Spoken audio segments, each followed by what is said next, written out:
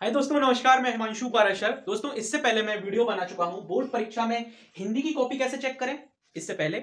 और एक और वीडियो मैंने बनाया बोर्ड परीक्षा में इंग्लिश की कॉपी कैसे चेक होती है। तो ये दोनों ही वीडियो मैं आपको डिस्क्रिप्शन में दे दूंगा। आज के इस वीडियो में हम बात करने वाले हैं बोर्ड परीक्षा में संस्कृत की कॉपी कैसे चेक होती है। जी हाँ, मैं आपको हर एक पॉइंट, हर एक पहलू बताने की कोशिश करूंगा जिससे कि आप समझ पाए कि भाई संस्कृत की कॉपी किस तरीके से चेक होती है। ठीक है, तो ये पूरी चीज जो आज की इस वीडियो में आप देखोगे वो रिसर्च बेस्ड है। उसमें ऐसा नहीं कि मैं अपने मन से कोई पॉइंट बना के बता रहा हूं, जी नहीं, एकदम एक्यूरेट डेटा आपको मैं बताऊंगा। ठीक है, तो मैंने आपको ये दो वीडियो हिंदी और इंग्लिश के बारे में बता दिया और प्लेलिस्ट भी मैंने बना दी है, वो भी आपको डिस्क्रिप्शन में मिल जाएगी। बाकी मेरा जो भी सोशल मीडिया अकाउंट्स हैं वहां वो भी सब भी आपको मिल जाएंगे डिस्क्रिप्शन में। वीडियो को एक बार लाइक पे टैप करो और एक प्यारा सा कमेंट मेरे को लिख कर जाना मेरे लिए। ठीक है, चलो अब सुनो बड़े ध्यान से। संस्कृत जो है ना, ये मेरे पॉइंट ऑफ व्यू से पर्सनल मेरे पॉइंट ऑफ व्यू से ये मैथ्स की तरह स्कोरिंग सब्जेक्ट है। जी हाँ, I got 88 marks in Sanskrit. मतलब 10th क्लास में जब मैंने 2015 में पढ़ा था, 2015 में मैंने 10th की थी, तो मैं 10th पास हुआ था 2015 में एमपी बोर्ड से। तो मैंने मार्क्स पाए थे संस्कृत में 88। जी हाँ, तो मैथ्स में भी मेरे 90 मार्क्स थे और संस्कृत में 88 मार्क्स थे। तो आप समझना, इस बात की गहराई को समझना कि संस्कृत कितनी ज्यादा स्कोरिंग सब्जेक्ट है और ये हमको कितना ज्यादा फायदा दे सकता है। ठीक है, तो पहली चीज तो ये मान के चलो कि ये स्कोरिंग सब्जेक्ट है, इसलिए उसको प्रिपेयर अच्छे से करो। ठीक है, अब मैं उसके तरीके बता रहा हूं, शांति सुनना। अब नंबर कटते कहां है ये समझना। मात्रा वचन रूप में सबसे ज्यादा नंबर कटते हैं बच्चों के। और मैं आपको बताऊं, एक डेटा जो मेरे को मिला वो ये मिला कि 80% बच्चों के, सोचो आप 100 बच्चे अगर पेपर दे रहे हैं तो उसमें से 80 के नंबर काय में कट रहे हैं, मात्रा में, वचन में और रूप में। सिर्फ 80, मतलब 100 में से 80 बच्चों के इसमें ही नंबर कट जाते हैं, इसलिए प्रॉपर ध्यान रखें इन सब चीजों का। तीसरी चीज हैंड राइटिंग का। देखिए, मैंने आपको हिंदी में भी ये वाला पॉइंट बोला था कि हैंड राइटिंग का ध्यान रखें। इंग्लिश में भी सेम पॉइंट मैंने बोला था कि आप हैंड राइटिंग का ध्यान रखें। अभी कुछ बच्चों का इंग्लिश का हो गया है पेपर, कुछ बच्चों का होना बाकी है, तो वो वीडियो देख लेंगे, है ना।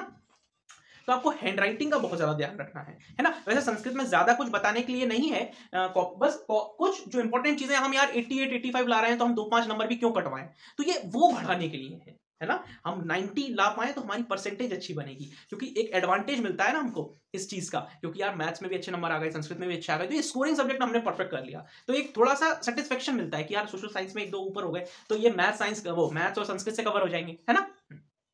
अगला सुनो, 80% लोग मात्राओं में लिखने में अशुद्ध लिख देते हैं। अब यही सेम चीज हिंदी में थी, पर अब इसको कैसे रिमूव करें।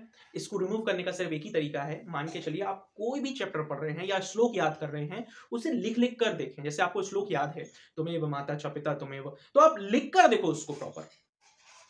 जब आप लिखकर उसको प्रॉपर देखोगे ना, तो आपको आपके मेमोरी में बैठ जाएगा और आपको लिखने का तरीका भी पता चलेगा, आप अपनी गलती भी पता चलेगी। तो संस्कृत में सिर्फ याद मत करो, लिख कर भी देखो उन चीजों को। जैसे आप फिलअप कर रहे हो, तो फिलअप में कुछ भी आप कुछ संस्कृत टाइप का कुछ नाम है, अब उसको आप याद तो आपने कर लिया, पर आप लिखने में गलती कर रहे हो, तो लिख लिख कर भी देखो। एक रफ कॉपी, एक पेज रख लो और जैसे कुछ भी याद कर रहे हो और आप बोल रहे हो मन में हाँ, तो इसको लिख कर देखो, रैंडम एकदम से लिख कर देखो। तो इससे खुद की एबिलिटी भी पता चलती है कि यार मैं लिख पा रहा हूं या नहीं। और यदि आप लिख पा रहे हो तो बहुत अच्छी बात है। यदि आप घर पे लिख पा रहे हो ना, तो आप एग्जाम में भी लिख दोगे, पर यदि घर पे नहीं लिख पा रहे तो एग्जाम में कैसे लिखोगे। इसलिए मैं बोल रहा हूं कि मात्राओं का, वचन का, रूप का और शुद्धता का। शुद्धता मतलब सिर्फ हैंडराइटिंग की बात नहीं कर रहा। हैंडराइटिंग तो मैंने आपको बताई कि हैंडराइटिंग को अपन को ध्यान रखना है, अपन को थोड़ा सा कंट्रोल करना है। जिसकी हैंडराइटिंग खराब है उसको भी, क्योंकि मेरी हैंडराइटिंग खराब थी, आज भी है, इसलिए कंट्रोल करना है आपको, है ना, अपनी हैंडराइटिंग पर। और थोड़ा फास्ट भी लिखना है जिससे हम पूरा पेपर अटेम्प्ट कर पाए, है ना। और कोशिश यही करना है, हर एक एग्जाम में बोलता हूं कि पेपर पूरा अटेम्प्ट करो। आपको कुछ नहीं भी आ रहा, आप कोशिश करो, पूरा पेपर अटेम्प्ट करो। इससे बहुत कॉन्फिडेंस मिलता है और इससे हमको बेनिफिट भी मिलता है। जब चेक करने वाला चेक करता है ना, तो उसका बेनिफिट भी हमको मिलता है। तो आई होप कि आप समझ पाए होंगे कि आप संस्कृत की कॉपी किस तरीके से चेक होती है। संस्कृत पूरी तरीके से स्कोरिंग सब्जेक्ट है, इसलिए इसमें ज्यादा पॉइंट नहीं है, इसलिए इसमें ज्यादा नंबर कटने के चांस नहीं है। तो मैंने आपको कुछ जो तरीके बताए, उन तरीकों को आप फॉलो करके अपने 3-4-5 मार्क्स भी बचा सकते हैं और 90 प्लस ला सकते हैं। और कोशिश भी आपको करनी चाहिए 90 प्लस 95 प्लस की, क्योंकि यहां पर ये चीज हो सकती है। मैं हिंदी इंग्लिश की बात नहीं कर रहा था, तब मैंने नहीं बोला 90-95 प्लस हो सकते हैं, पर मैं संस्कृत और मैथ्स में ये चीज बोलूंगा। मैं नेक्स्ट वीडियो आपकी मैथ्स पे, साइंस पे भी लेकर आऊंगा, परेशान मत होइए। बिजनेस स्टडीज, अकाउंट्स पर भी लेकर आऊंगा, तो उसके लिए भी आपको परेशान होने की जरूरत नहीं है। है। हम मिलेंगे नेक्स्ट वीडियो में। थैंक यू सो मच दोस्तों। और सभी कमेंट कॉलम में कमेंट करेंगे जब आपका पेपर 90 से ऊपर होगा या 80 से भी 85 से भी ऊपर हो, तो भी आप मेरे को कमेंट जरूर करिएगा, पर target 80 plus 85 plus 90 plus 95 plus यही रखिएगा। Thank you so much. All the very best.